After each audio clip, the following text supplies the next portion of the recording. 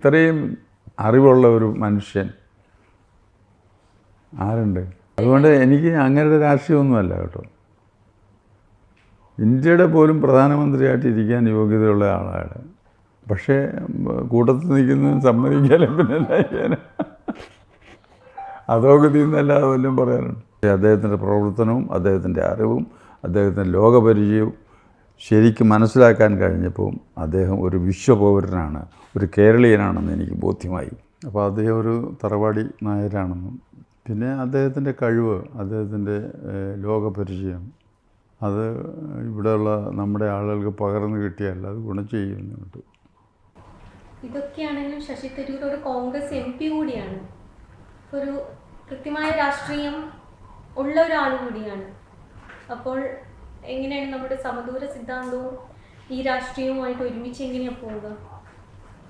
അദ്ദേഹം കോൺഗ്രസ് MP ആണ്, അത് ശരിയാണ്. പക്ഷേ ഇത് കോൺഗ്രസ്സിൽ അതിനകത്തുള്ള ന്യൂനതകൾ ചൂണ്ടിക്കാണിക്കുകയും എല്ലാ ജനങ്ങളോടും ചേർന്ന് നിന്ന് അഭിപ്രായം പറയുകയും പ്രവർത്തിക്കുകയും ചെയ്യുന്ന ഒരാളിനെ ആ രീതിയിൽ കാണേണ്ട കാര്യമില്ല. ഒരു കോമൺ മാനായിട്ട് കണ്ടാൽ മതി.